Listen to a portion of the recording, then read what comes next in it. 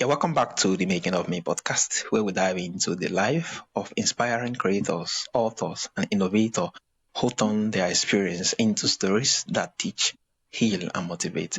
Today, we are joined by Tori Brown, an author, podcaster, and adventurer whose work span historical fiction, inspirational memoir, and children literature. Tori is the host of Online for Authors and the authors of novels, including Sunflower, Beneath the Snow, and Emily Like Me, Daughter of Green Mountains, and her upcoming book, Peg on Hing. Beyond writing, Tony rode a tandem bicycle across the United States in 2020, covering 3,102 miles to raise money for toys and thought and heal from personal challenge. A journey is a testament of resilience, activities, and the courage to pursue your dream. Sorry, it's really a pleasure having you on the show. I'm super excited to be here. Thank you for having me. Yeah, thank you so much, Tori. So, Tori, what were some about the challenges and choices that shape you into who you are today? Well, everyone has them, right? Yeah. It's not like we just get through life. I had a relatively easy childhood. I had a brother, I had a cat, we just did life. Went to college, I got married. I have four beautiful children. Ooh. That marriage though was not the right marriage for me. He and I just did life so differently. So I ended up divorced and now I'm a single mom with four children. And I remarried, and that was probably one of the biggest mistakes of my life because that remarriage, he turned out to be an emotionally abusive guy. And I lived in that relationship for 14 years because I did not want to be divorced a second time. And I really pushed hard trying to make something work that wasn't going to work. And I finally had had enough. I left that marriage. But at this point now I'm kind of damaged. There's a lot of stuff that happens when you live for 14 years with someone telling Yeah. you you're no good, right? I met Bruce, who became my third husband. I was never ever ever getting married again, ever, because I decided I didn't know how to do it well. But I met Bruce and he kind of stuck around until I got used to him being there. And he told me that he always wanted to ride across the United States on a bicycle. And I had been wanting to do a really big adventure. I wanted to do Yeah. something big and bold. And for me, this was really bigger even than most people. I hadn't been on a bicycle in 40 years. And so I said, count me in. And this was before we were married. I just thought this sounds like a great adventure. So we started training. And then in 2020, a little over a year after we met, I guess 2 years after we met, we rode across the United States on a tandem bicycle. And we rode 3,102 miles. And at the Wow. end of that trip, as we were finishing up, I realized that I could do anything I put my mind to. That Mm. if I could ride across the United States, then I could do anything. And Yeah. it was now a question of what? What did I want? And I wanted to be an author. And so 14 months later, my first novel came out. Wow. Wow. Amazing. Such a lovely adventure that actually will like get to reshape you again and boost your confidence. Yeah. Amazing, Yeah. Terry. Yeah. Yeah. So can you walk us through your journeys from writing articles to small business to publishing award nominated non-fiction and eventually novels? Yeah, so I started writing for small businesses. It was 2000. I was recently divorced. I have four children, and I would prefer to be a stay-at-home mom. That's what I really wanted Yeah. to do, was be home with my kids. But I've got to have an income. And someone suggested to me doing some virtual assistance work, so essentially like a Yeah. secretary, but from home. And I was working with this guy, and he said, wow, I love the way you write. Your emails are so cool, et cetera, et cetera. Have you ever considered writing? Well, yes, years and years ago, but it had never been a real Yeah. idea. And he introduced me to a few people, and before long, I was writing for small businesses. You figure in 2000, the internet was still relatively new. And businesses were coming online. They were getting their very first websites, and they were doing it terribly. They had no idea what they were doing. They didn't know how to write things down correctly. So I was reaching out to these small businesses and saying, hey, let me help you. So I was writing their copy for their website, and I was creating pamphlets. Then I started writing books, mostly for small businesses who asked me, hey, could you write me a book that would do this? And it was nonfiction, and it was just very much, can I take the facts and can I put them in a nice, neat way so that someone else can read them and know what to do next. Yeah. So they were a lot of how-tos. And that's kind of where I started. In that time, there was a piece of me that desperately wanted to do the fiction work. But I had already, at this point, married my emotionally abusive husband.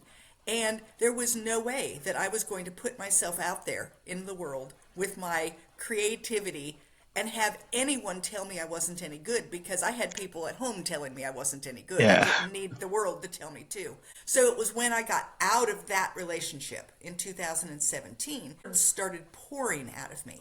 And I wrote manuscript after manuscript, but I wouldn't show them to anyone because I didn't believe in myself, right? So it wasn't until that bicycle ride that I said, I'm going to go ahead and grab one of these manuscripts that I've written that I like, and I am going to push it forward. And that's the one that turned out to be my first book, which was Sunflowers Beneath the Snow. Wow, amazing, amazing. The story is really inspiring. That, yeah, from a lack of confidence to actually more like doing out writing and without showing off yet because you don't know what people perceive, to then pushing it all out and get to see that, whoa, they actually accept it far than what I thought. That was really amazing.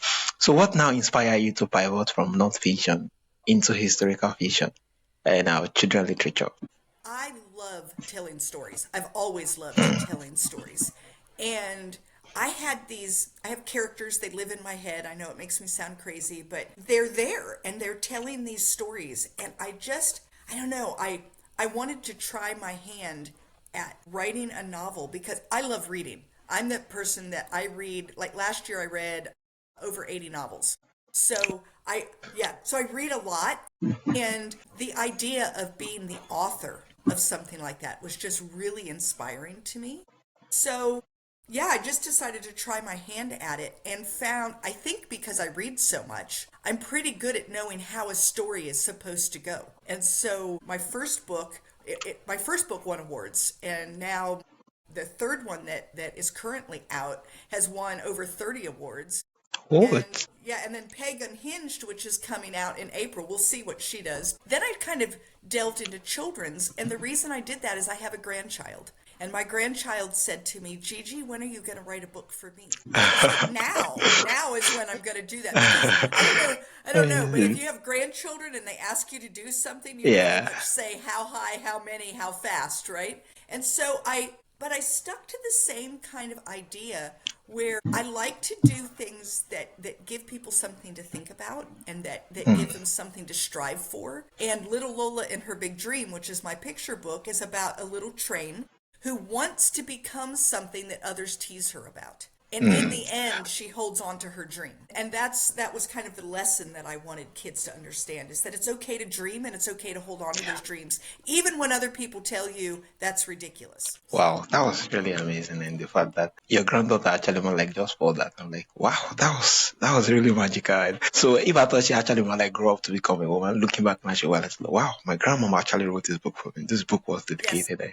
Such a lovely way of connecting and keeping the bond. Well, what's really funny is for her birthday this year, she had written a little story and had made a couple of illustrations for it. And I actually went and had it printed on Amazon and presented it to her for her birthday.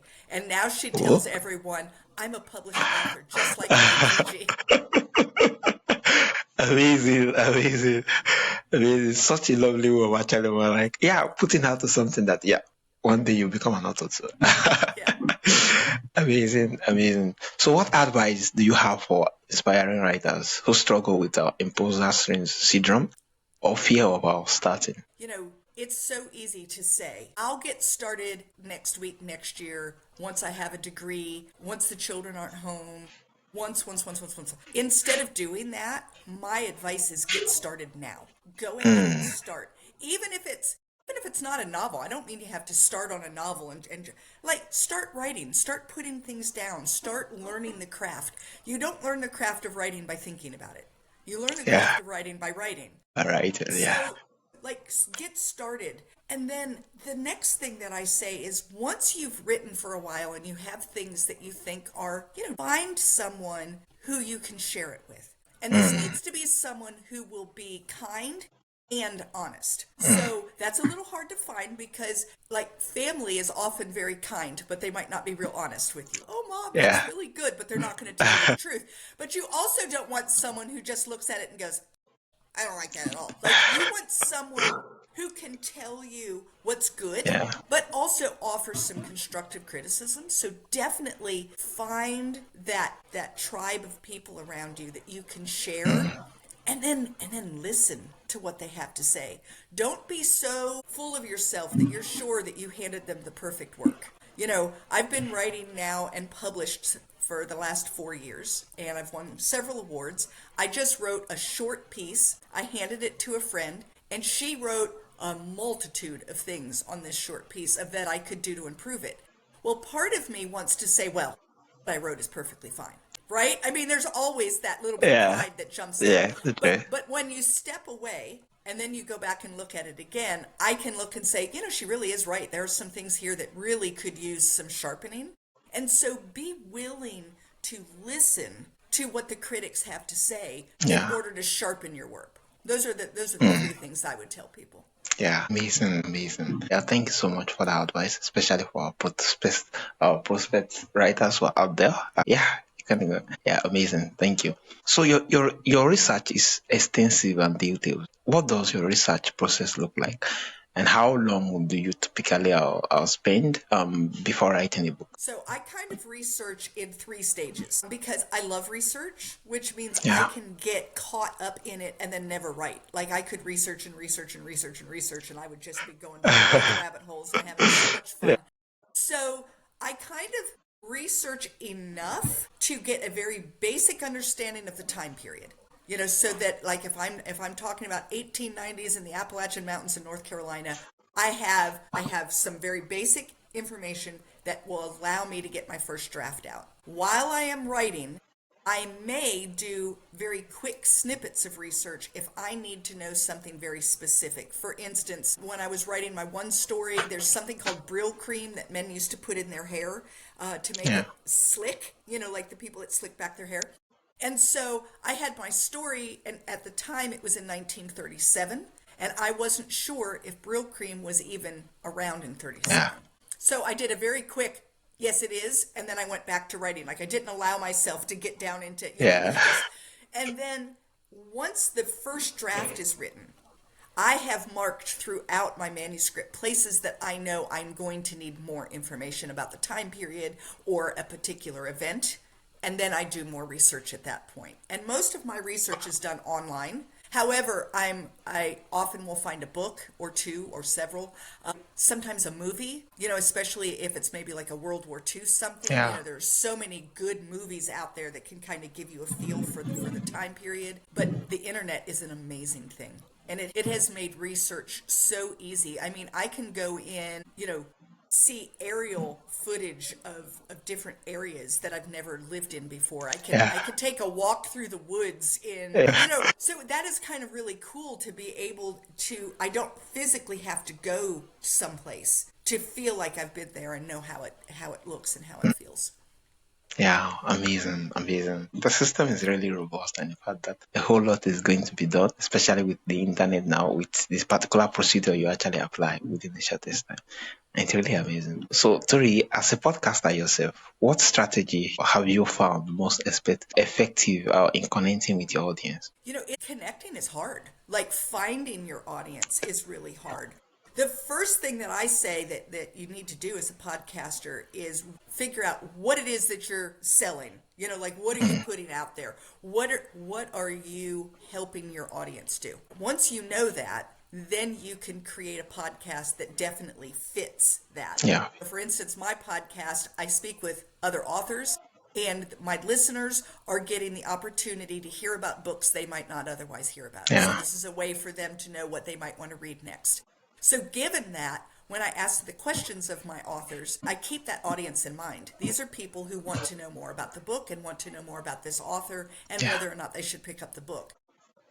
You're describing your podcast, so wherever it is on Spotify and other things that it gives yeah, you need to make sure that you're saying exactly what you do, because if you don't, then your audience isn't ever going to find you. Yeah. And then I think for me, it's figuring out where does your audience live in terms of on the internet. And my audience is often in book review groups and other things like that. And Yeah. so I hang Mm. out in those spots, right? And when I'm hanging out there, if someone says, hey, does anyone know of a good historical fiction to read? I can say, hey, you ought to listen to Online for Authors. There's a whole section on historical fiction authors that you might want to check out. That gives me the opportunity Yeah. to push it out to my audience, which are people who read and are looking for books. Yeah. Amazing. Amazing. I think this last one just make up, so I'm definitely going to steal it. Yeah. Where do your audience live? Yeah, Yeah, no, that's really seriously, it's like amazing. where are they hanging out?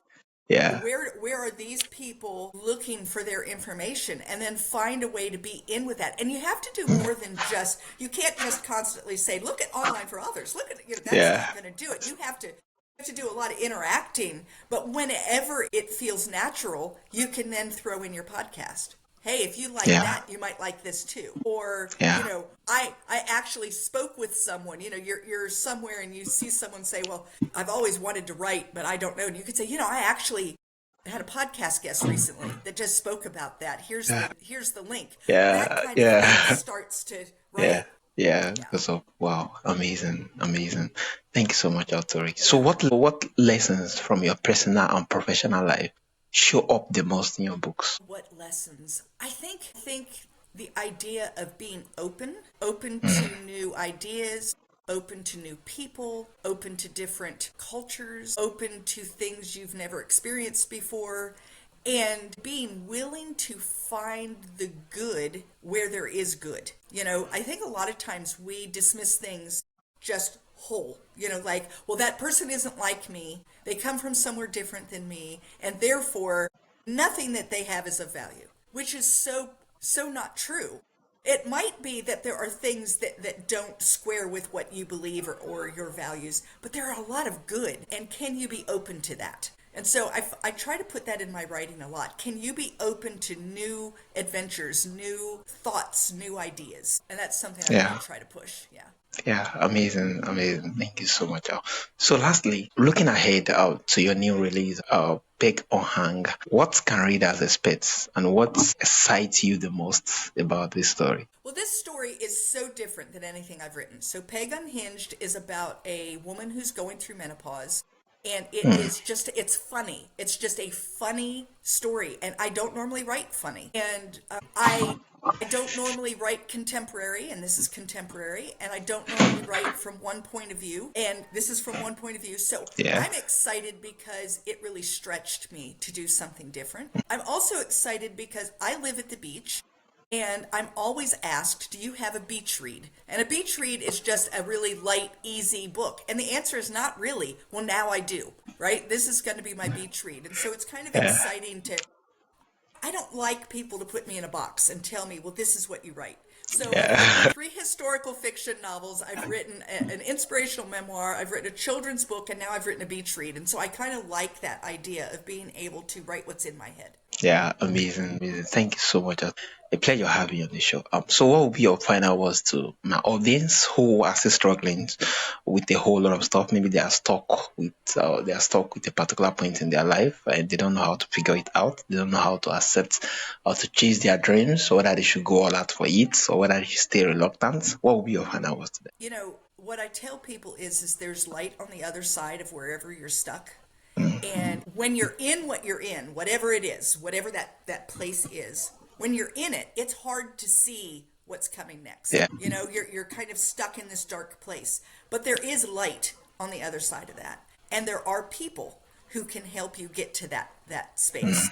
And so it could be a therapist, it could be a pastor, it could be a friend, it could be family, it could even be a book, it could be something that you've read that teaches you where to go next. And the other thing is to remember that everything you need is inside of you.